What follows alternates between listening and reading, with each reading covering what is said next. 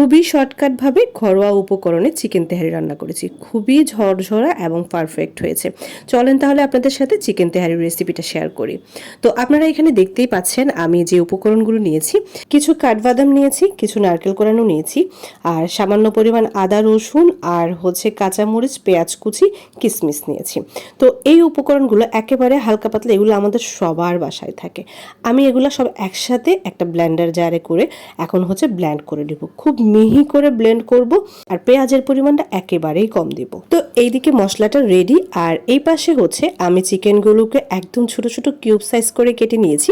হাড়সহ মাংস নিয়েছি, যেটা খেতে খুবই মজা লাগে। তো আমি জাস্ট কেটে ফ্রেশ করে ধুয়ে নিয়েছি। এইখানে প্রায় 1 কেজির মতো মাংস আছে। তো শুরুতেই আমি কড়াইতে তেল দিয়ে নিচ্ছি, তারপর যে ব্লেন্ড করেছি, ব্লেন্ডারে যে মশলাটা আমি রেডি করেছি সেই মশলাটা দিয়ে নেব। আচ্ছা, এখানে বলে রাখা ভালো, আমি পেঁয়াজ বেরেস্তাটা আগেই করে রেখেছি।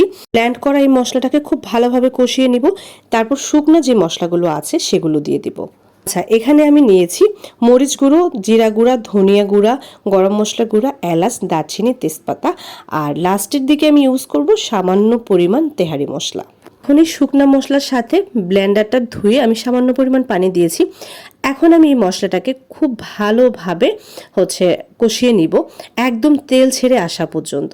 যখন তেল ছেড়ে দিবে তখন আমি সামান্য পরিমাণ লবণ দিয়ে দিলাম, মানে পরিমাণ মতো লবণ দিয়ে দিলাম।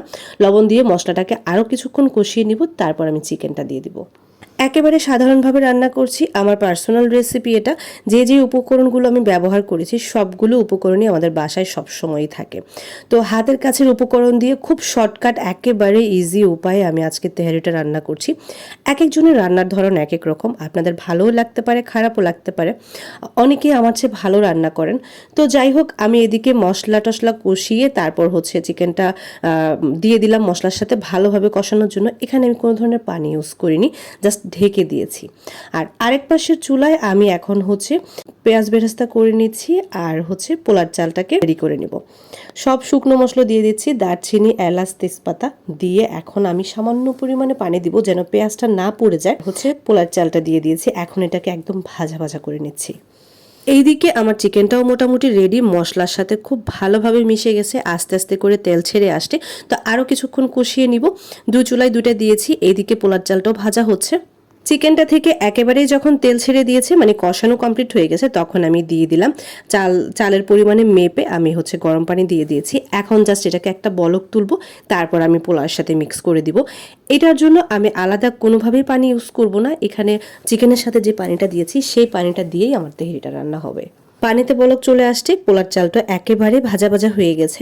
এখন জাস্ট আমি দুটাকে মিক্স করব, মিক্স করে ঢেকে দিব।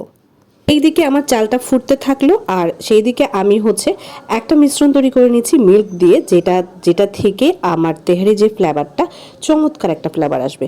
তো ওইটাতে আমি গরুর দুধ নিয়েছি, ওটার সাথে 2 টেবিল চামচের মতো ভিনেগার ইউজ করেছি, তারপর দিয়েছি চিনি।